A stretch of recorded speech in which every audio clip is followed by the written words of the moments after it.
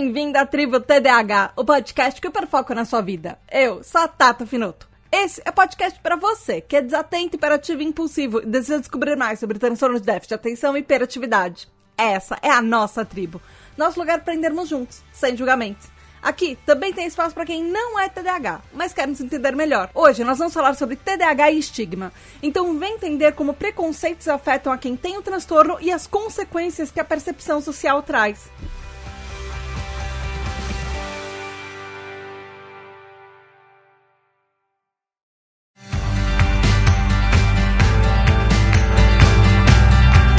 Oi, tribo, tudo bem? Aqui é a Tata Finoto, criadora da Tribo TDAH, e boas-vindas aos 4 últimos episódios do ano. Sim, você me ouviu, certo? Essa série é tão complexa, esse assunto tem tantas ramificações que eu vou precisar fazer 4 episódios sobre estigmatização. Vai ser a série mais longa da Tribo TDAH. Até hoje, em praticamente 6 anos de podcast, a gente nunca teve 4 episódios seguidos sobre um mesmo assunto. Não episódios teóricos, já tiveram episódios do tipo 2 teóricos e 2 episódios de roda de conversa, esses vão ser 4 episódios só teóricos de estudos, e eu achei tanta coisa, e eram coisas tão ricas que eu precisava trazer pra vocês. Mas antes, recadinhos bem rápidos. O primeiro recadinho, você já sabe, a Tribo TDAH, eu tô esse ano inteiro fazendo campanha pra tentar aumentar o número de apoiadores, mas a gente não conseguiu bater a meta ainda. Eu realmente preciso que você que tá me ouvindo, você gosta dos podcasts ou você gosta dos conteúdos das redes sociais, por favor, apoie a Tribo TDAH, porque todo esse projeto, todo esse trabalho que eu tenho tá em risco de acabar se a gente não bater a meta, porque dá muito trabalho fazer tudo isso. E todos os conteúdos são de graça, para eles poderem ser acessíveis para todo mundo, mas eu não consigo fazer isso sozinha, junto com todas as outras coisas que eu preciso fazer se a gente não tiver apoiadores suficientes. Então vai lá em apoia.se/tributdh, e quando você apoia a tribo, você também tem direito ao nosso grupo secreto, que é o grupo dos TDAH Hypers, que é o melhor grupo de apoio para pessoas TDAH, pessoas autistas, pessoas TDAH, enfim, tem um monte de coisa, um monte de novidade rolando por lá. Além disso, tem o encontro anual que acabou de ser em setembro. Se você apoiar, você tem direito aos encontros dos próximos anos também. Você pode votar nos temas dos episódios, você pode ouvir os episódios antes, participar das gravações, ouvir seu nome no episódio, e você também receber parabéns no mês do seu aniversário. E os aniversariantes de outubro são: no dia 4 tem Carlos Isaac, dia 9 André Luiz Carvalho, dia 11 tem Eduardo, dia 13 Ricardo Bruno Machado. Parabéns, muitas felicidades para vocês e beijos especiais da Tata. Último recadinho, vai lá no YouTube, porque a gente tá no YouTube também, é só procurar @tributdh, que a gente tem um canal por lá, assiste os podcasts por lá. Eles estão só em áudio, é um podcast tradicional, gente. Mas enfim, eles estão no YouTube, e quem sabe se tiver gente suficiente assistindo os episódios por lá, dando play, eu consigo monetizar, porque nenhuma plataforma de podcast paga 1 centavo para todo o trabalho que eu faço. Então vamos pro episódio. Esses episódios de estigmatização são uma forma de continuação dos episódios de setembro, que são 128, 129 e 130, sobre solidão e incompreensão no TDAH. Eu tinha feito uma parte sobre estigmatização nesses episódios de solidão, e aí eu tirei, porque estava ficando tão complexa que eu percebi que o buraco era muito mais embaixo. Não ia dar para resumir em 5 minutinhos para vocês e depois ter... não ia dar certo. Aí eu falei, não, isso daqui tem que ser um episódio só disso, só desse assunto. E, gente, como eu tava certa, eu não tinha ideia de como esse buraco era mais embaixo. Talvez, para você que tá ouvindo, muita coisa daqui vai parecer como uma coisa óbvia. Mas sabe o que é mais importante disso? Nesse momento que a gente tá na sociedade, falar o óbvio é extremamente importante. O mais interessante que eu achei é que existem estudos científicos, e assim, estudos desde 30 anos atrás, e mais de 30 anos atrás, comprovando o que a gente sabe e o que a gente sente na pele.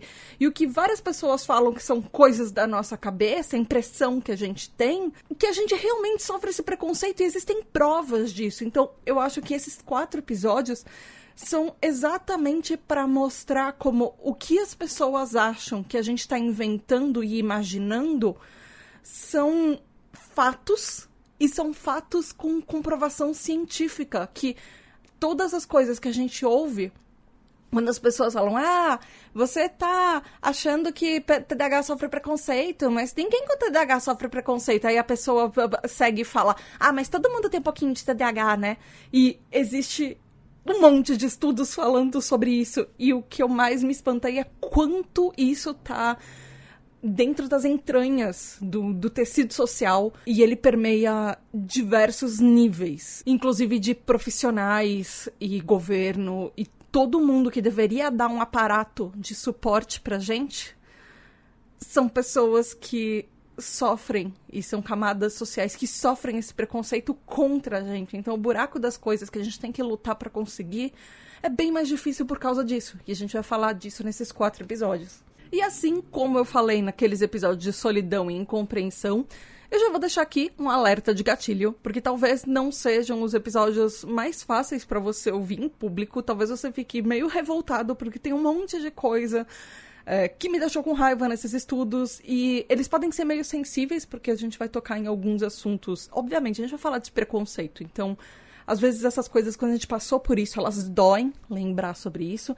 Então eu já deixo aqui um alerta de gatilho e de temas sensíveis. Talvez não sejam os melhores episódios para você ouvir em lugares públicos. Então ouça no seu tempo, os episódios vão sempre continuar aqui para você ouvir de pouquinho em pouquinho ou quando você quiser. Eu tenho uma lista gigante de estudos e materiais que eu usei. Eu vou só falar os principais, e mesmo os principais a lista é longa. Então, rapidinho, fica comigo.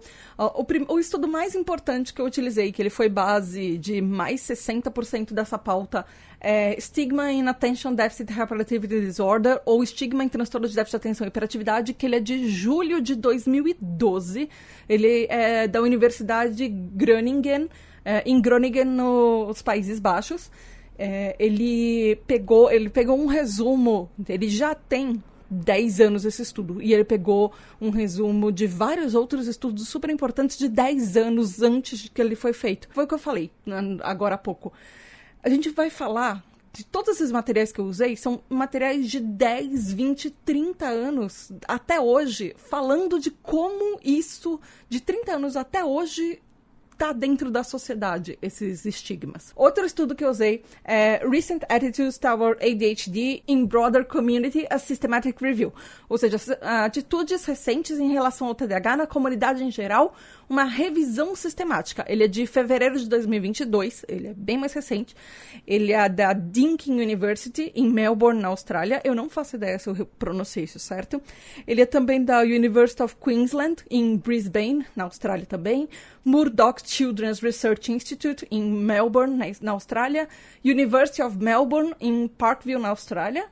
E Monash University em Melbourne, na Austrália. Outro estudo foi o Public Perceptions of Adult ADHD, Indications of Stigma, é uma pergunta isso, que dá para traduzir como percepções públicas sobre TDAH em adultos, indícios de estigma.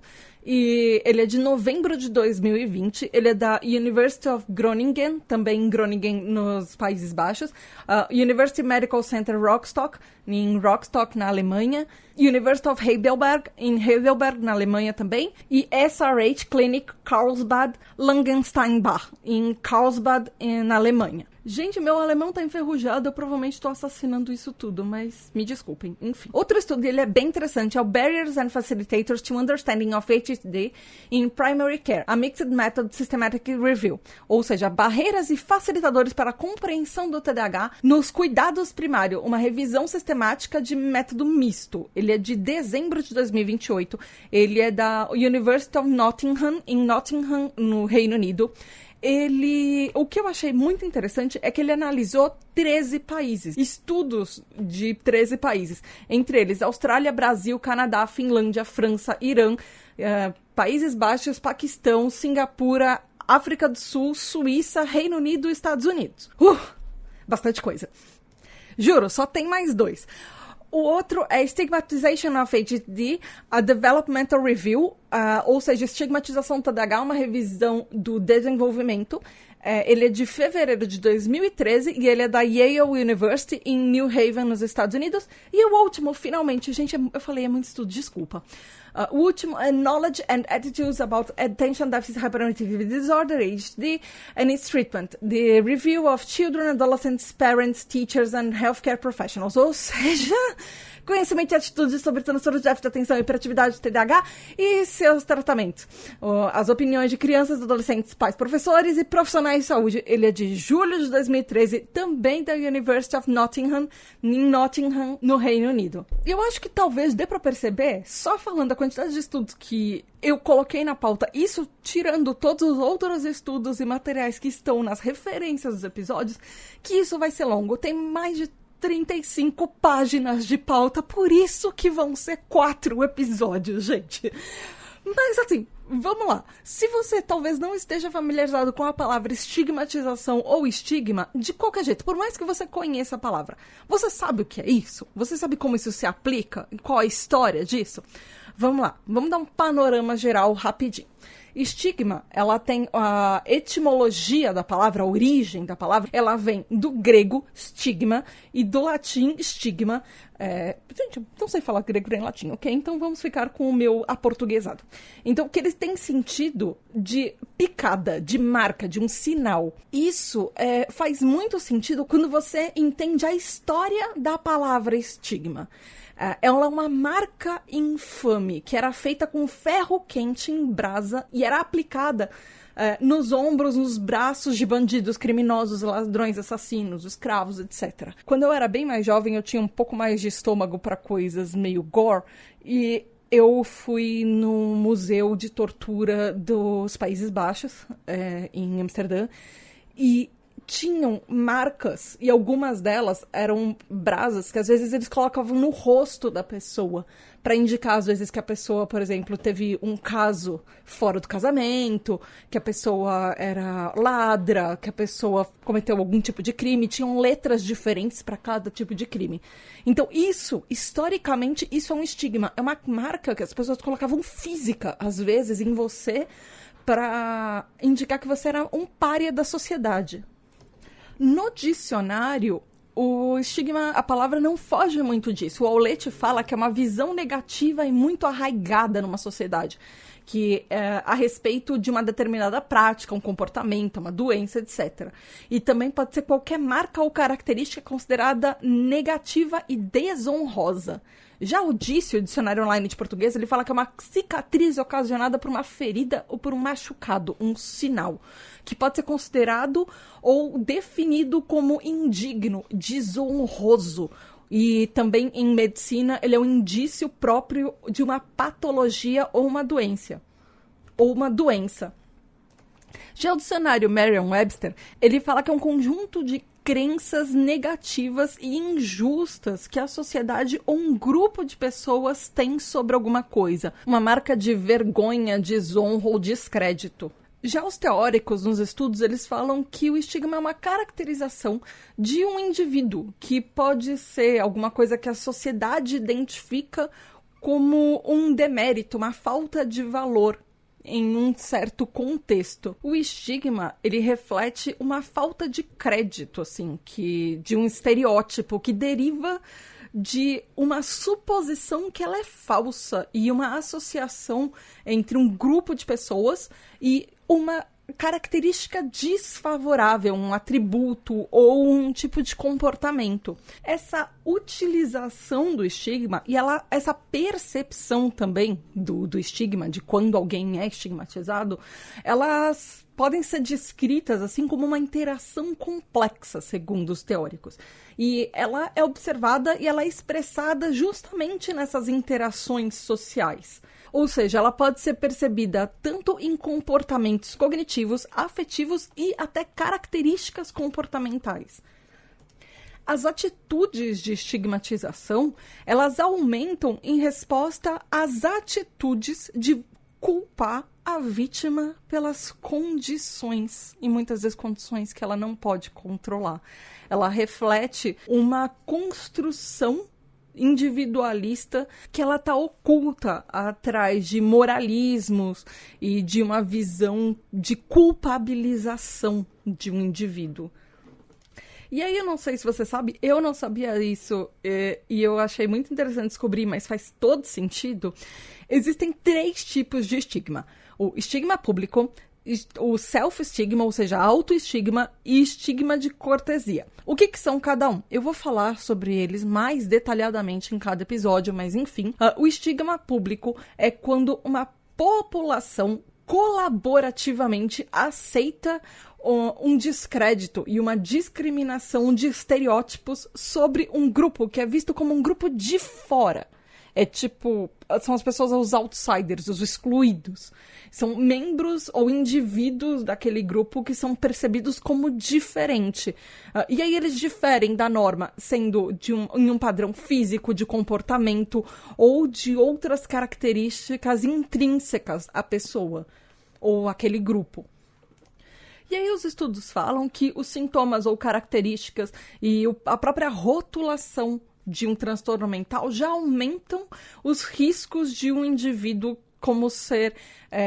ele é separado, isolado e deixado de lado da sociedade e ele se torna uma vítima do estigma público. E por que isso acontece? Existe um motivo, e é um motivo muito cruel. Especialmente no capitalismo, essa desvalorização aberta que os grupos minoritários têm são uma consequência desses ideais modernos de autonomia e independência. Ou seja, se você é visto pela sociedade como um indivíduo que não contribui com a sociedade, as pessoas veem com você como uma pessoa de menos valor.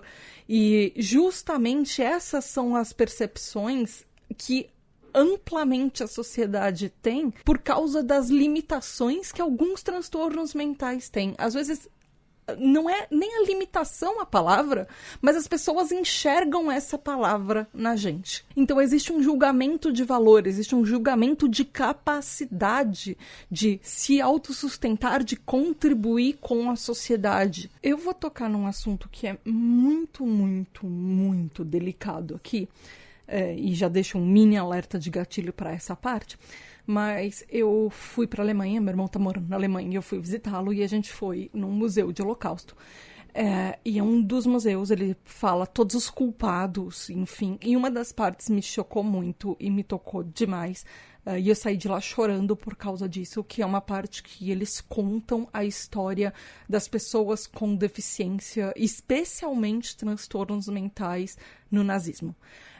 Eles falam que eram pessoas, mesmo dentro da comunidade deles, que eles achavam que eram as pessoas que eram superiores, eles isolavam quem tinha um transtorno mental ou qualquer tipo de deficiência, colocavam essas pessoas num sanatório e eles faziam experimentos nessas pessoas e tortura nessas pessoas e acabavam matando.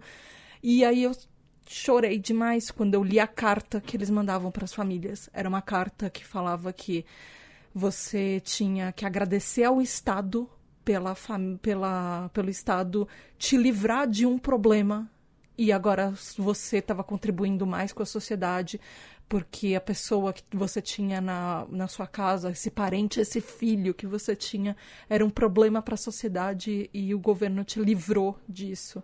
Então você tinha que agradecer por você não ter mais esse problema nas suas mãos e que agora o problema estava eliminado. E, gente, isso é muito cruel. E isso vem dessa visão que as pessoas têm que contribuir com a sociedade para elas serem úteis, que elas têm que seguir um padrão de trabalhar até morrer e se esforçar, porque se você é diferente, as pessoas acham que você não tem valor, por mais que você possa contribuir de uma outra maneira. E isso é muito cruel, isso choca muito. E não é só esse tipo de sociedade que tem isso. E a gente sabe que isso não é de agora. Manicômios foram criados no século II e eles terminaram de existir. O último manicômio no Brasil fechou nos anos 1990, se eu não estou enganada. Então, olha quantos séculos. A humanidade tem tantos séculos quanto existem manicômios de pessoas que foram trancadas para fora da sociedade por causa de deficiências e transtornos mentais ou fugir de qualquer padrão que a sociedade espera. Manicômios são a personificação de estigma. São pessoas que são afastadas e excluídas porque elas não são vistas como pertencentes. E elas são trancadas e as pessoas fingem que elas não existem. Enfim, divaguei, mas isso ainda é um podcast TDAH e eu estou revoltada falando sobre meus hiperfocos. Mas enfim, não é à toa que esse estigma público frequentemente resulta no segundo tipo de estigma, que é o autoestigma, que é uma internalização individual de uma identidade degradada, que obviamente vai impactar de uma forma negativa em funções sociais e na própria qualidade de vida que a gente tem. E como consequência desse autoestigma, pode ter uma perda social ou de status relacionado a trabalho, por exemplo, ou relacionado a estudo. E aí existe um terceiro tipo de estigma que a gente está bem familiarizado, mas a gente fala pouco sobre isso. Que é o estigma por cortesia. Eu, nesse podcast, acho que dá pra gente chamar isso também de estigma por tabela, que é sobre familiares e pessoas próximas a quem é estigmatizado. Então, essa pessoa, como eu falei, por tabela, se, por exemplo, a gente tem um estigma em cima da gente, os nossos pais, mães, amigos, companheiros, filhos vão sofrer um julgamento de valor e um estigma por causa dessa associação que eles têm com a gente. E eles vão virar alvos por tabela. E isso, de uma certa forma, faz com que as características e a percepção do transtorno na pessoa que tem, por exemplo, um transtorno mental, acabem se fortalecendo e piorando e restringindo o indivíduo por causa desse sistema e por causa da percepção que os outros têm sobre quem está em volta dessa pessoa. E tem uma parte de episódio que eu vou falar só sobre isso, porque é muito complexa essa relação de estigma por tabela. E eu tenho certeza que todos nós que temos TDAH já vimos isso acontecer e já passamos por isso também dentro das nossas próprias famílias. Então, dá para deduzir que a gente consegue falar que a estigmatização, ela afeta diversas facetas da vida de uma pessoa, como a educação, a vida social, até problemas para achar, por exemplo, lugar para morar, e aluguel, por exemplo, e saúde ou sistema de saúde pública e autocuidado também, e trabalho e carreira. Inclusive, existem estudos que falam sobre carreiras que indivíduos com um histórico de transtornos mentais, eles recebem muito menos chamadas no trabalho. Por exemplo, sabe quando você faz uma entrevista e as pessoas te ligam de volta falando que a vaga é sua? Essa ligação, essa chamada falando, olha, a vaga é sua, tem proporcionalmente muito menos do que indivíduos, obviamente, que não têm um histórico de transtorno mental, mas, por outro lado, existe, por exemplo, um histórico de uma pessoa que tem muito problema físico. Então é engraçado isso, você pega duas pessoas, uma com problemas físicos recorrentes e uma pessoa com transtorno mental. O mercado de trabalho vai preferir a pessoa que tem problemas físicos por causa da estigmatização da pessoa com transtornos mentais, se as duas estiverem concorrendo para a mesma vaga.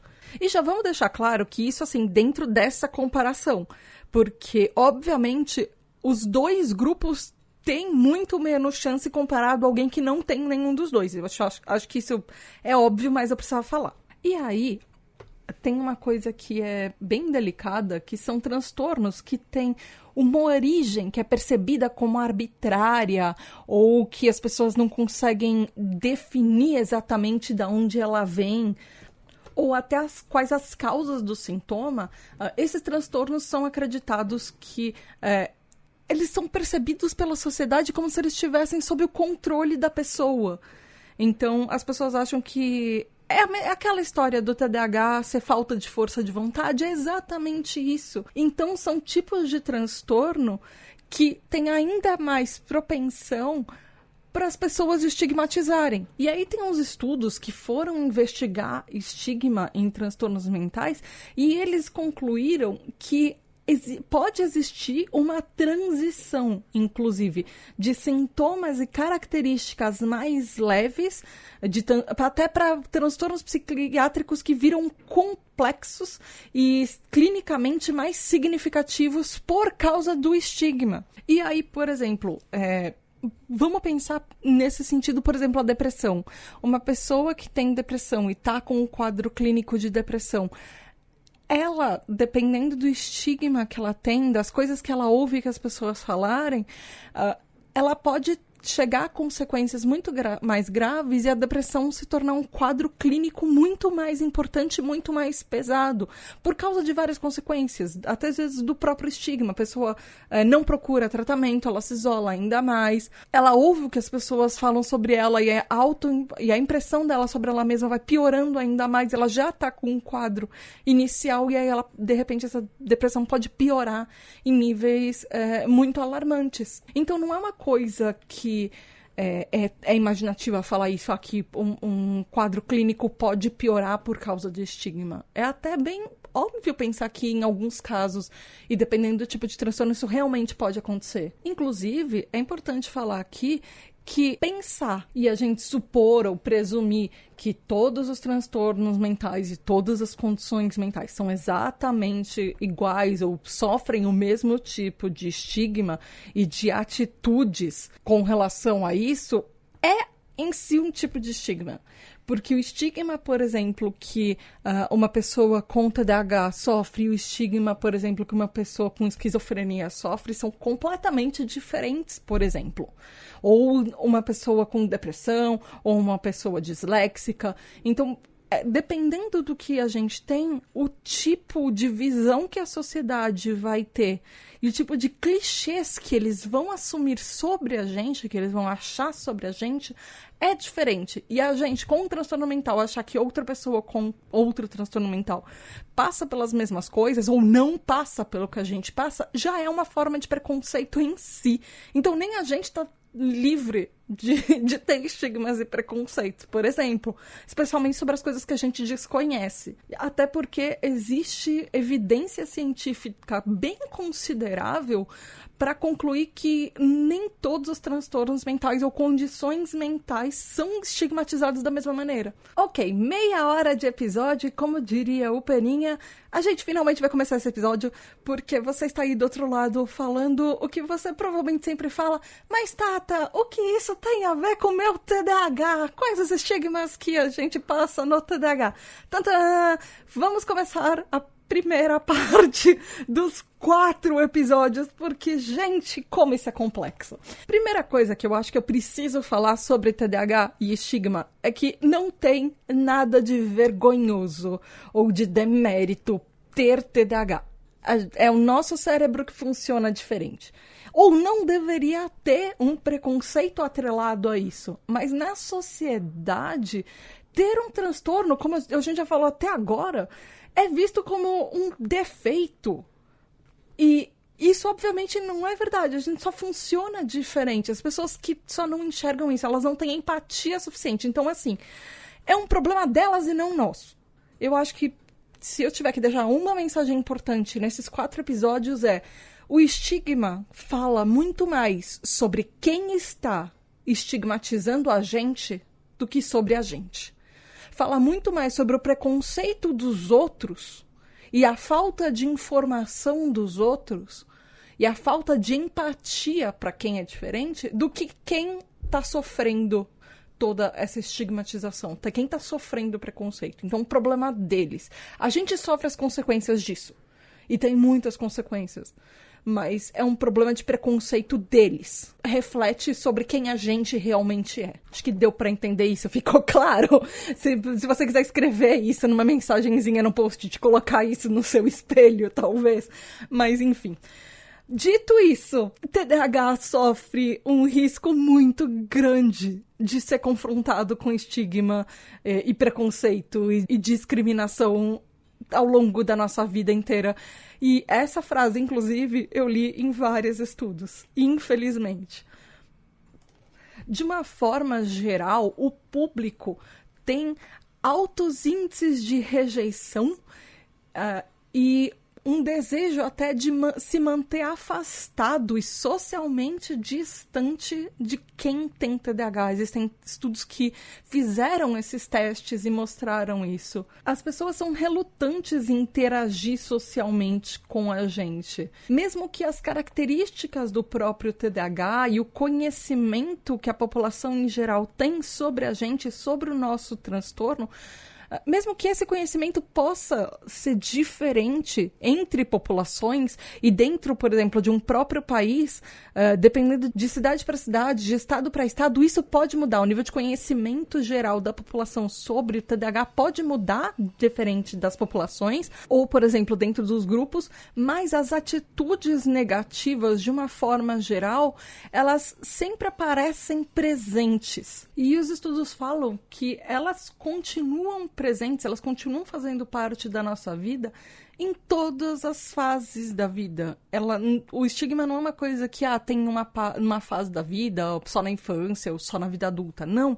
A gente vai passar por isso e diferentes tipos de estigma em diferentes fases da vida enquanto a gente viver, porque enquanto a gente viver, a gente vai ter TDAH. Então, é uma coisa que a gente provavelmente já presenciou desde a infância e vai continuar vivendo se a sociedade não mudar até sabe-se lá quando. Uma coisa interessante dos estudos é que pessoas com TDAH tiveram impressões, às vezes, tanto positivas quanto atitudes negativas com relação ao nosso transtorno. E muitas vezes a gente percebeu, na verdade, atitudes negativas dos outros com relação, por exemplo, a ter um certo tipo de atitude, a uma rejeição sobre a gente, a uma vitimização que os outros fazem por causa de características do nosso transtorno, falar que a gente se faz de vítima, por exemplo, ou a inabilidade que eles acham que a gente tem de conseguir chegar a certas expectativas dos outros. Lembra do que eu disse que estigma diz muito mais sobre os outros do que sobre a gente? São expectativas que eles colocam, são padrões que eles colocam, que eles querem que a gente chegue. Então, quando a gente não chega, eles veem a gente de uma forma negativa.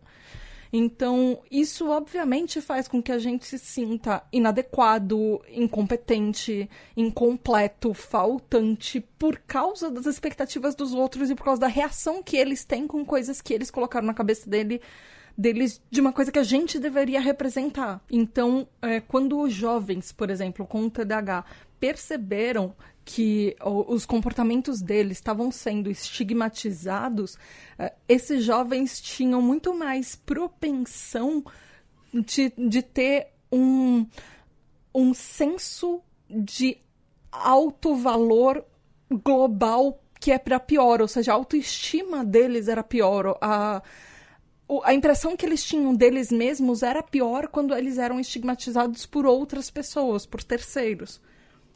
E aí as percepções mais estigmatizadas sobre TDAH estão nos domínios, por exemplo, da nossa hiperatividade, da nossa impulsividade, da nossa inatenção. Nossa, as 3 características mais comuns do TDAH, né? Mas de trabalho, de escola, de habilidades acadêmicas, de vida familiar, de vida social, de autoconceito, por exemplo, ou até de quanto a gente engaja e entra em comportamentos vistos como comportamentos de risco. E aí as pessoas percebem comportamentos comuns do TDAH como sendo geralmente mal educados, ou fraqueza de caráter, ou imaturidade, ou disfunção emocional, ou são pessoas disfuncionais emocionalmente, ou que elas não são confiáveis, ou que elas são preguiçosas, ou que a gente é desleixado, por exemplo. E aí tem muita pesquisa que eles falam que as pessoas que são impactadas por quem tem TDAH, ou quem tá à nossa volta, eles geralmente têm percepções negativas do nosso transtorno. E os maiores alvos são crianças com TDAH, adultos de TDAH e parentes ou pessoas próximas de quem tem o transtorno. Os maiores preconceitos ou grupos de preconceitos que encontrados nesses estudos foram, por exemplo, o autoestigma de indivíduos com TDAH, são pra gente mesmo, ou figuras parentais, pai e mãe, família, familiares próximos, amigos, professores, colegas de trabalho, figuras de autoridade, e figuras de autoridade, isso entra, por exemplo, numa consequência que, por exemplo, pesquisas sobre TDAH, elas têm menos chance de receber fundo e financiamento, por exemplo, para psicopatologias. Então, às vezes, tem menos pesquisas do que deveriam ter, porque às vezes elas não são financiadas, por exemplo. Outro grupo que tem muito preconceito contra TDAH, a mídia, de uma forma geral, e eu como jornalista, eu já vi isso acontecendo muito, eu já participei de reportagens que tinham um viés negativo e eu tentei entrar nelas justamente para mostrar que o viés não é tão negativo assim. E eu vou falar sobre isso num episódio, porque tem muita coisa para falar da culpa da mídia, dos problemas que a gente encontra, e desse viés, enfim. Também uma coisa que você, que está me ouvindo aí do outro lado, talvez não seja uma surpresa para você quando eu falar que outro grupo que tem muito preconceito com a gente são pessoas que estão nos nossos cuidados primários. Às vezes psiquiatras, doutores, médicos, pediatras, profissionais de saúde mental, às vezes enfermeiros, ou pessoas com cuidado especializado em saúde da família, médicos da família, nutricionistas. Não estou falando que todo mundo, não é todo mundo. A gente entra naquele, mas nem todo médico, mas nem todo... Mas, assim, eu vou falar sobre isso em um episódio e eu vou destrinchar, porque... Tem muito estudo sobre vocês. Tem muito estudo sobre profissionais de saúde que não sabem sobre TDAH. Mas, assim, muitas vezes as pessoas admitem, muitas vezes as pessoas nem admitem que elas não sabem. E elas continuam reforçando os preconceitos. O grande problema é que várias delas são responsáveis por diagnosticar a gente. Então, o buraco é muito mais embaixo. E dessa lista longa que eu falei, a gente vai destrinchar todos esses grupos. E mais alguns, inclusive. Esse é o episódio 1 de 4, gente. Esse é meio que a introdução para o que vem aí, porque é uma quadrilogia. Tem alguns fatores, sim, que eles podem levar ou aumentar a estigmatização. Por exemplo, uma das coisas que talvez você já tenha ouvido ou presenciado é que algumas pessoas não têm certeza e elas expressam uma preocupação. Uma preocupação de preconceito, mas elas se fingem de preocupadas sobre, por exemplo, a validade ou a confiabilidade de um diagnóstico de TDAH, ou de quanto aquela avaliação realmente é eficaz. Por exemplo, sobre quando uma pessoa, por exemplo, fala que ela tem um diagnóstico, quando ela tem o status de eu recebi o diagnóstico, ou, por exemplo, quanto aos sintomas que a gente apresenta, as características, as intensidades deles, até porque a gente sabe que existe muita máscara no TDAH, às vezes o que a gente apresenta é uma versão muito, entre aspas, diluída para a sociedade, para a gente ser aceito, que a gente tem que fazer um esforço muito grande para a gente se segurar do que a gente realmente é, ou até a variação entre os sintomas e o que as pessoas acham que é severidade, porque não existe severidade, não existe níveis de TDAH, eu fiz um vídeo sobre isso, inclusive, mas às vezes nessa parte de contexto e situação. E talvez você já tenha ouvido isso. Eu já ouvi isso e me deixou muito chateada. Que, TDAH, você não tem um exame de imagem para você ter certeza que a pessoa tem. Ou você não sabe a causa daquilo. Existe uma causa, é um transtorno. Ele afeta boa parte do cérebro. O exame O diagnóstico de TDAH nunca foi feito com exame de imagem, nunca foi feito com exame clínico. Ele é uma entrevista, ele é uma conversa, ele é uma avaliação, assim como o do autismo. Então, tem muita gente que disfarça esses preconceitos em preocupação e para até invalidar o nosso diagnóstico. Além disso, outro fator, por exemplo, são fatores sociodemográficos, como, por exemplo, idade da pessoa, a expressão de gênero ou a identidade de gênero, a etnia da pessoa com TDAH também, são coisas que influenciam se as pessoas... quanto preconceito o nosso diagnóstico vai ter ou quanto as pessoas vão descredibilizar a gente por a gente ter um diagnóstico. Por exemplo, professores e figuras parentais, eles têm uma tendência de avaliar mais negativamente pessoas socializadas como mulher, como crianças, meninas, comparada como menino, como pessoas, crianças socializadas como meninos na infância. Então, meninas, ou pessoas socializadas como meninas, elas são mais vistas negativamente quando elas têm TDAH do que meninos, por causa de alguns fatores de apresentação de características do próprio TDAH.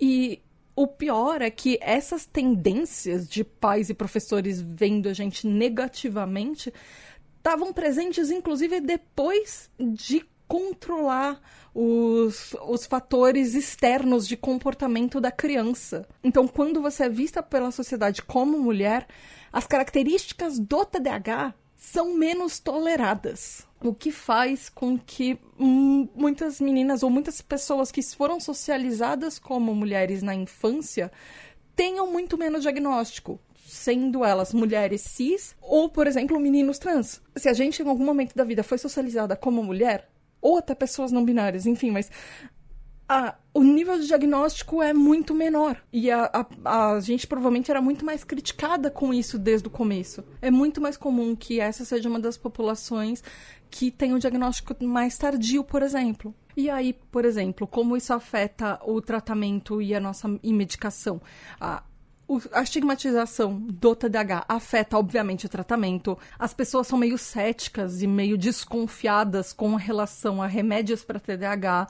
Ou até isso afeta sobre alguém que falar que ela é uma pessoa medicada para as outras pessoas e tem efeito a longo prazo na própria medicação, no próprio tratamento medicamentoso. A gente vai falar sobre isso mais para frente também, porque eu acredito que a maioria de nós já ouviu alguma frase preconceituosa com relação a medicamento. E esses preconceitos sobre a origem dos sintomas do TDAH, ou a origem das características do TDAH, eles ficam ainda mais fortes com percepções errôneas que a gente, os indivíduos com TDAH, que a gente tem um envolvimento nisso, que a gente deveria ser culpado pelo nosso próprio transtorno. Como, por exemplo, você provavelmente já deve ter ouvido isso em algum lugar. TDAH é causado por excesso de açúcar. Ou, TDAH é causado por pais que não souberam educar os filhos. Ou crianças que são mal educadas. Ou, por exemplo, coisas do tipo que o TDAH é causado por algum comportamento ou alguma coisa durante a gravidez, como, por exemplo, a pessoa fuma ou a pessoa consome álcool durante a gravidez. Ou, por exemplo, sobre quem tem TDAH, a da sociedade em si, outra coisa de preconceito, outra origem de preconceito é que, por algum motivo, a gente é visto como indivíduos mais perigosos na sociedade com TDAH, e só que esse perigo ele é muito mais associado também até à nossa impulsividade, porque são pessoas vistas como pessoas que tomam muito mais risco, às vezes sem pensar nas consequências também. A gente arrisca muito mais. A gente faz coisas, às vezes, por impulso, porque a gente tem um problema no freio de vai dar merda, no autocontrole. E aí, lembra quando eu falei que as pessoas não querem ficar perto e elas evitam ficar perto de pessoas com TDAH? Teve um estudo que testou isso, na verdade tem vários estudos que testaram isso em diferentes fases da vida. Mas de uma forma geral, depois eu vou dissecar direito esses estudos em cada fase da vida, enfim, no próximo episódio.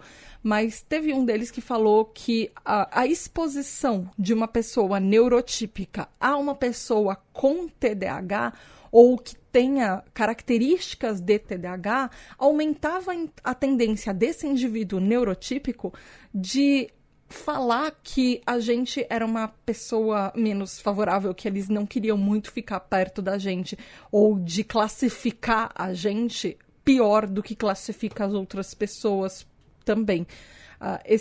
Essa percepção que as pessoas têm que a gente é mais perigoso, ou que a gente é mais impulsivo por causa do diagnóstico, é um tema recorrente que tem um impacto nessa estigmatização e em todo o preconceito que o TDAH, de uma forma geral, sofre, tanto em adulto quanto em crianças. E essa percepção de perigo, que nós somos pessoas meio perigosas, assim, vem de uma descrição que os neurotípicos falam muitas vezes por causa de características elevadas de comportamentos externalizados que a gente tem quando a gente tem TDAH. Às vezes é uma expressão pública de algum estímulo que a gente faz, ou de alguma coisa, do jeito que a gente fala, do jeito que a gente age, que faz com que as pessoas tenham um pouco de medo da gente, achem que a gente é meio perigoso, ou talvez a gente seja meio descontrolado, e não querem ficar perto da gente, tentam evitar a gente. Então, de uma certa forma, o público em geral,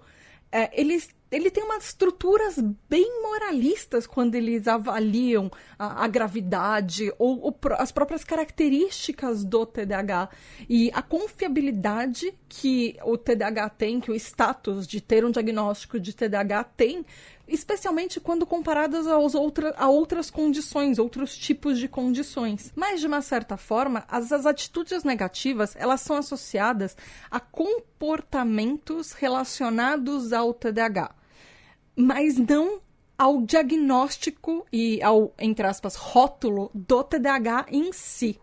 O estigma, ele diminui quando os comportamentos são colocados num contexto. Quando, por exemplo, a gente fala que a gente tem TDAH. Em vários estudos isso mostrou. Mas eu não vou entrar nessa seara aqui, falando se você deveria ou não falar para as pessoas próximas de você que você tem TDAH, porque eu sei que tem um monte de problema de falar, por exemplo, isso no trabalho, falar isso dependendo do seu contexto social. Então eu sei que abrir o status do TDAH, sair do armário neurodivergente para as pessoas, do público em geral, nem sempre é fácil, nem sempre é possível. Mas alguns estudos falam que as pessoas passam a tentar entender a gente melhor, muitas vezes, não é 100% dos casos, e não é 100% das vezes, mas quando a gente fala que a gente tem um diagnóstico. Muitas vezes você fala que você tem um diagnóstico, você vai ouvir ainda mais preconceito do tipo, mas todo mundo tem isso hoje em dia, e coisas assim. E aí esses estudos mostraram que essa vontade de manter distância de uma pessoa TDAH, ela reduzia quando, por exemplo, a pessoa dava uma explicação biológica sobre os sintomas, não necessariamente falando que ela tinha TDAH, mas dava uma explicação tipo, meu cérebro funciona de uma maneira diferente, eu sou assim, assim, assim. Ou, por exemplo, no caso, as pessoas começavam a tentar entender melhor, a tentar não querer tanto manter a distância da gente, quando a gente, por exemplo, parava de culpar a criança pelos sintomas dela. Tentava falar, não, a criança, essa daqui é assim, ela tem... Talvez ela seja um pouco mais agitada que todo mundo, alguma coisa assim. Ou que, por exemplo, as pessoas começaram nos estudos que eu li, é uma coisa muito positiva que as pessoas começaram a entender que o TDAH, existe um contínuo do TDAH, ou seja, existe uma continuidade, que o TDAH não para só na infância, que a gente vai ser TDAH para a vida inteira.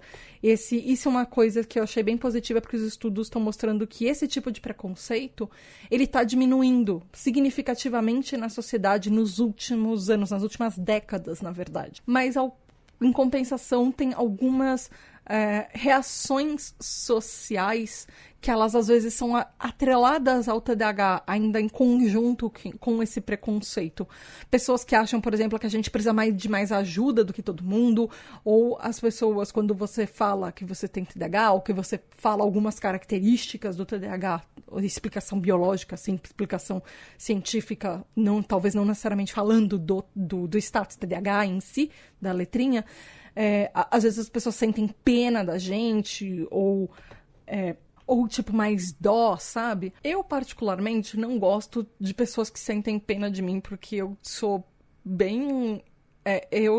o máximo que eu consigo fazer sozinha, eu gosto de tentar fazer sozinha, por mais que eu precise de bastante suporte. Meu nível de suporte, eu sei que eu preciso de suporte para muitas coisas que as pessoas consideram básicas. Porém, eu acho que, de uma certa forma, dependendo da reação da pessoa, dá pra gente julgar, ou dá pra gente tentar ver se ela é uma reação genuína, tipo, é daquele negócio do tipo, tadinho, ou é alguma coisa do tipo, ok, isso tem alguma coisa que pode melhorar na acessibilidade? Então existe uma diferença, eu pelo menos acho que existe uma diferença entre a pessoa sentir dó e existe uma diferença entre a pessoa tentar efetivamente fazer alguma coisa para mudar a visão dela sobre como ela pode te ajudar ou como ela pode não piorar a sua vida quando você tem um transtorno por causa do transtorno.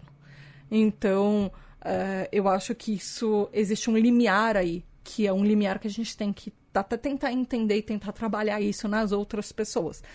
Não que a gente é responsável pelas reações das outras pessoas, mas se a gente não fizer isso, quem vai fazer? Então, por exemplo, políticas de acessibilidade dentro da sua faculdade, dentro do seu trabalho, é muito melhor que, às vezes, você peça o tipo de política de acessibilidade que você precisa, ou acomodação mesmo sem falar do seu TDAH, do que vem uma outra pessoa, um terceiro que não entende você, não sabe o que você precisa falar, é assim e eu acho que isso daqui vai dar certo, e aí o plano da pessoa não dá certo porque ela não é você, porque ela não te conhece, porque às vezes ela é um neurotípico indo por clichês. E agora a gente entra na parte final desse episódio, que é falando como tudo isso tem um impacto na gente, na nossa autoestima, no nosso autoestigma, no preconceito que a gente tem internalizado. E eu falo parte final de uma forma bem extensa, porque tem muita coisa para falar sobre isso ainda. E nós vamos terminar essa parte hoje. Eu acho que dá para começar sobre essa parte de autoestigma falando que adultos com TDAH percebem que existem tanto características negativas quanto positivas atreladas ao diagnóstico de TDAH. De uma certa forma, os estudos falam que muita gente com TDAH percebe, por exemplo, que o diagnóstico melhora o entendimento, o autoentendimento, a autopercepção que a gente tem. Quando a gente tem o diagnóstico, a gente começa a reavaliar a nossa vida e entender que muitas das coisas que impactaram na nossa vida tem uma consequência do próprio TDAH, tem um impacto do próprio TDAH, e isso é uma forma positiva. Ou entender que a gente precisa de suporte e procurar essa acessibilidade também.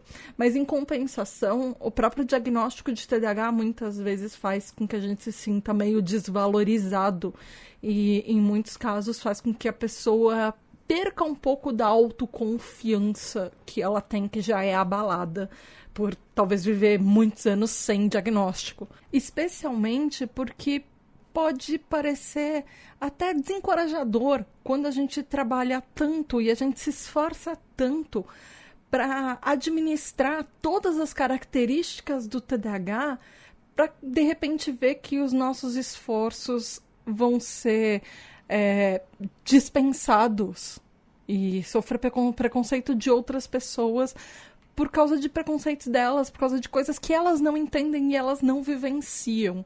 O estigma, quando ele é internalizado, ele pode até corromper as nossas motivações.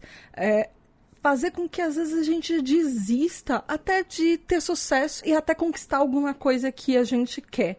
A gente muitas vezes internaliza esses estereótipos de coisas do tipo, eu não consigo fazer, ou isso não é pra mim, esse é o tipo de coisa que não vai dar certo comigo, ou as coisas não dão certo pra mim.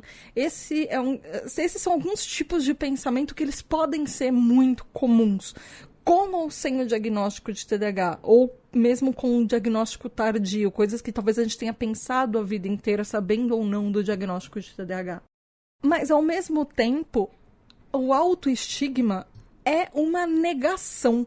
Muitas vezes você vê todos os estereótipos de TDAH e aí você percebe que você não tem absolutamente nada a ver com aqueles estereótipos e com uma vivência, uma identidade que ela é carregada de pena, por exemplo, e de vergonha pelos outros.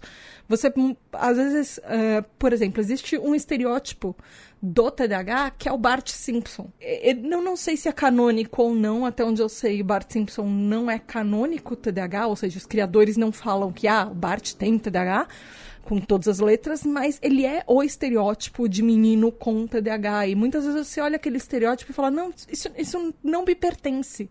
E eu não sou assim. E você começa a negar esse estereótipo. Então, isso, de uma certa forma, é positivo quando você começa a descobrir o seu tipo de TDAH, como você é, porque cada TDAH é diferente. A manifestação dele na gente vai ser completamente diferente de você para mim e para, por exemplo, todas as pessoas do mundo com TDAH, cada pessoa vai ser um indivíduo. E a gente pode ter vivências em comum, mas o jeito que isso impacta na nossa vida nunca vai ser exatamente igual. Ou as coisas que a gente usa de positivas ou negativas, por exemplo. Eu, por exemplo, usei o meu hiperfoco em podcast e o meu hiperfoco em TDAH para fazer um podcast sobre TDAH. Eu não vejo muitas outras pessoas fazendo isso. Então como eu usei as minhas características ao meu favor de uma certa forma. Mas, ao mesmo tempo, é importante falar que, como TDAHs, a gente já tem um certo problema de olhar para a gente mesmo de uma forma que seja realista. Até porque os nossos desejos de evitar as discriminações que a gente passa a vida inteira, às vezes tornam com que essa autopercepção seja mais difícil. Isso, por exemplo, como pode se manifestar? Tem muitas pessoas que acham, por exemplo, que essa autoestigmatização leva a pessoa a achar que precisar de medicação é alguma coisa que vai falar que tem uma coisa errada com você. Então a pessoa evita a medicação para provar para as outras pessoas que não tem nada errado com ela. Então, isso pode acontecer. Ou a pessoa acha, ela tem um estigma sobre que tipo de pessoa precisa de, por exemplo, tratamento psicológico, ou quem precisa consultar um psicólogo ou um psiquiatra. Então a pessoa evita o tratamento porque ela acha que ela não é esse tipo de pessoa, por mais que ela precise de ajuda, por mais que ela precise de suporte. Muita gente, por exemplo, e eu já vi isso acontecer demais, pessoas que não querem ir para uma consulta com um psicólogo ou não querem uma consulta com um psiquiatra, mas aí elas vão e acreditam num coach de internet que vende uma solução do tipo, siga os meus passos e nunca mais procrastine na vida. Então ela não vai fazer o que ela precisa, que é um tratamento que vai ajudar, que é um acompanhamento psicológico que vai ajudar, para acreditar numa coisa que, é um coach, o coach é visto de uma forma positiva, ele vai me ajudar, ao invés de um psicólogo, por exemplo, que vai ser um trabalho muito mais demorado, mas que vai ter feito contra alguma coisa que não tem comprovação nenhuma, por exemplo. Outra consequência que faz com que muita gente internalize estigma é quando a gente culpa o nosso TDAH pelas coisas negativas que acontecem na nossa vida. E os estudos mostram muito isso.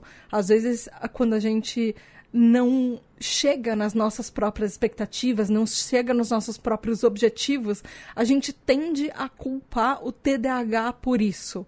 Ou, às vezes, não são nem as nossas expectativas, são, por exemplo, expectativas das nossas figuras parentais, das nossas famílias, pessoas que colocam expectativas na gente, como, por exemplo, conquistas acadêmicas, conquistas de carreira. E aí, quando a gente não chega lá, a gente começa a culpar o TDAH. E eu sei que isso é muito comum. Eu já passei por diversas fases da minha vida que eu pensava, nossa, como talvez fosse muito mais fácil se eu não tivesse isso. Como talvez as coisas começassem a funcionar pra mim. Mas eu sei que isso nunca vai ser minha vida, porque eu nunca não tive TDAH. Eu nasci assim, vai ser assim. Eu preciso lidar com as ferramentas que eu tenho. Mas às vezes, quando a gente às vezes está meio desacreditado da vida, é uma coisa que acontece. Eu acho que praticamente todo mundo já passou pela fase de que droga que eu tenho isso. Às vezes a gente vê coisas positivas, mas tem momentos que parece que a gente chegou no fundo do poço. E esse é um dos catalisadores para isso. E muitas vezes isso pode até começar na infância. Às vezes as crianças com TDAH, às vezes que sabem do próprio diagnóstico, eles têm crenças negativas sobre a própria condição. Às vezes isso pode significar até sinais de autoestigma. Ou até, o que muito provavelmente pode acontecer também, é isso junto com uma falta de conhecimento geral sobre o que é o próprio TDAH que essa criança tem. E isso também é reflexo do ambiente que essa criança tá. Porque existem alguns estudos que mostraram que, por exemplo, quando os coleguinhas, os amiguinhos ou as outras crianças em volta, quando tem uma criança com TDAH, esses estudos compararam 3 crianças, uma com TDAH, uma com asma e uma com depressão. E aí, a maioria das vezes, os coleguinhas das outras crianças da mesma faixa etária acharam que o TDAH ele era muito pior do que os outros e acharam que a criança com TDAH ela tinha falta de pais e mães que dessem uma boa educação para essa criança, ou muitas vezes relacionavam isso a abuso de substâncias. Talvez até dos pais, mas enfim, alguma coisa relacionada a isso. Então a gente percebe como os preconceitos da sociedade, os preconceitos dos pais, eles vazam nas crianças. As crianças refletem e fazem preconceito com outras crianças baseadas com o que elas ouvem. E, de uma forma geral, na sociedade e especialmente na casa delas. E é claro que esse autoestigma, ele vai ter algumas consequências. Condições maladaptativas ou comportamentos, por exemplo, que eles tem uma origem em estigma e percepções preconceituosas que a gente vai ouvindo ao longo da nossa vida. Nos estudos, eles mostraram que eles têm um efeito no nosso bem-estar emocional, especialmente de adolescentes com TDAH. Então, essa associação do estigma em adolescentes com TDAH mostram maiores fatores e maiores riscos associados para sintomas clínicos de depressão, desajuste entre os pares, entre os colegas, entre os amigos, entre a escola, por exemplo, e até uma autoestima mais baixa. Porque é óbvio, quando você ouve preconceito desde a sua infância e até a adolescência, você vai internalizando isso. O autoestigma nada mais é que a gente internalizar coisas que a gente vai ouvindo à nossa volta e às vezes a gente vai começando a acreditar em algumas coisas que a gente percebe ou que a gente queria ser capaz de fazer e a gente acha que talvez a gente não seja. E isso está extremamente ligado com a nossa autoestima. Autoestima e autoestigma, elas se alimentam um do outro muitas vezes. A gente ouve rótulos dos outros e dependendo... Sabe aquele relacionamento abusivo? Quando você ouve uma coisa muito negativa sobre você durante muito tempo, você começa a acreditar naquilo, é o mesmo sistema.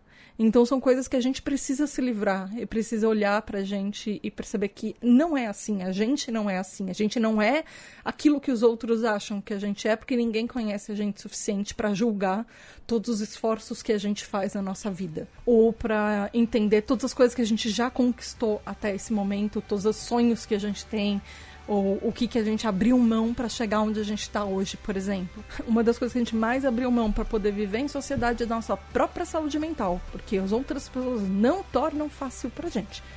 Mas, enfim...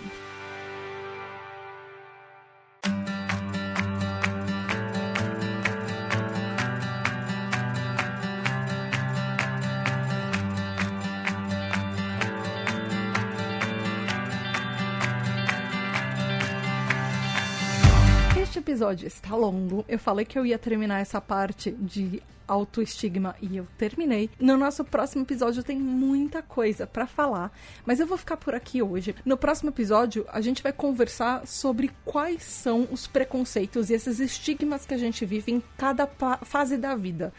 Vai ser uma timeline, uma linha do tempo, como eu fiz nos episódios de solidão.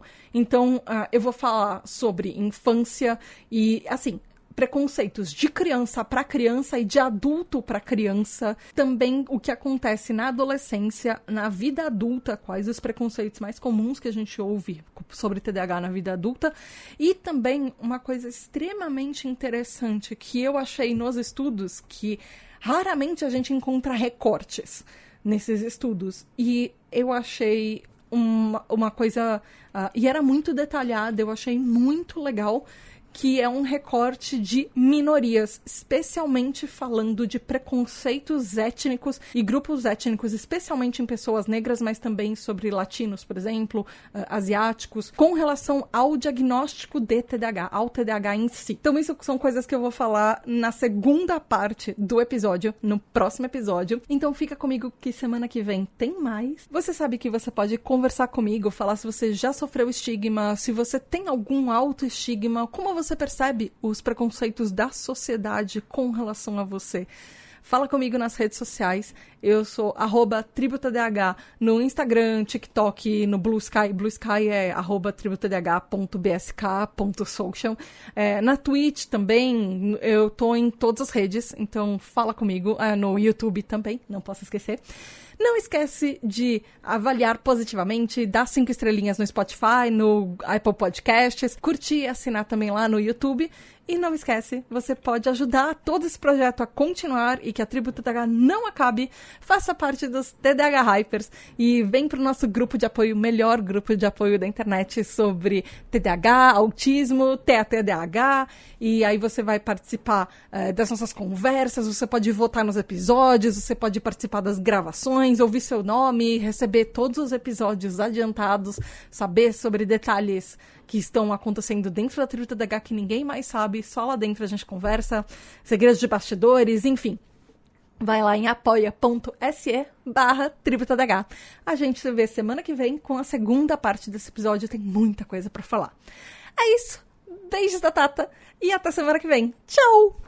E muito, muito, muito obrigada aos queridos, incríveis, maravilhosos apoiadores da Tribo TDAH que fazem todo esse trabalho acontecer. Gabriel Nunes, André Luiz Carvalho, Edu Caetanos, Caiatura, Rafa, Mari Mendes, Leonardo Loza, Aline Emia, Ricardo Bruno Machado, Bruno Titonelli, Alexandre Maia, João Queiroz, Aline Coelho, Juliana Costa, Paulo Alexandre, Maia Canal, Ana Márcia de Lima, Tabita Moreira, Ananda Krishna, Diego Quinto, Narcisa Morzar Sodet, Michele, Raquel Romaini, Kel Bonassoli, Fábio Brunetti, Caroline Duarte, Jackson Luiz, Gianluca, Ana Tereza, Caio Geraldini, Marcele, Roger Delboni, Zé, Humberto Miranda, Alexio, Gabriel Berto, Sandro Tomici, Eric Alves, Luísa Carvalho, José Martins, Kiara Campos, Franklin Mello, Vinícius Paz, Maeli, Ana Luísa, Amanda Dias, Vanderlan Costa, Bel Castro, Xenodex, Miriam, Virgílio, Beppe Mitsu, Tamires da Silva, Laís Calazan, Santiago Luz, Alexandra Spinorello, Taína Moreira, Bianca Eunice, Jadson, Marina, Caio Guilherme, Letícia Lisley, Rafael Ribeiro, Andréa Ferraz, Wesley Rueda, Diego Roreia, Adriana Leopoldes, Kaká, Luiz Gustavo, Gustavo Arruda, Andrei, Sani Marini, Alice Portugal, Mais Santana, Thalita Camargos, Carlos Isa, Giovana Xavier, Paulo Armanelli, Lana Thalita, Éder, Aldalton Silva, Maicon Silveira, Paulo Belotti, Mônica Becker, Wagner Sabado, Marco Antônio, Fernando Finotto, Tereza Cristina, Bruna VM, Nick Taranto, Larissa Alice, Matheus Leiner, Amauri, Renato Ribeiro, Bruna Barlac, Eduardo Padoan, Rafa Brito, Zanlônio, Gustavo Góes, Dan, Alisson José, Michele Menezes, Hernani Júnior de Israeli, Patrícia Elísio, Cristal, Alfredo Neto, Hugo Iazu, Vinícius Carvalho, Guilherme Burjac, Marcelo Biassucci, Mariana Branco, Simone Militão, Anderson Torquata, Ivana, Nayara Ettore, Guilherme Vitor Lux, Natália Gonçalves, Samuel Fabel, Ricardo Watanabe, Clássio Plácido, Rose Almeida, Daniel Andrade, Jairo Victor, Eduardo Maldonado, Gabriel Coda, Marcos Augusto, Sara Gabriela, Gabi Maria Odete, Taili, Luísa Nunes, Luzi Martinez, Ângelo, Eber Pereira, Eduardo, Júlia Maria, Tadeu Sil, Renan Borlotti, Isa Oliveira, Silvia, Fábio Coutinho, Lua, Matheus, Alice Justo, Heloísa Berto, Jéssica Gabriele, Hernandes, Dan, Fernanda Lage.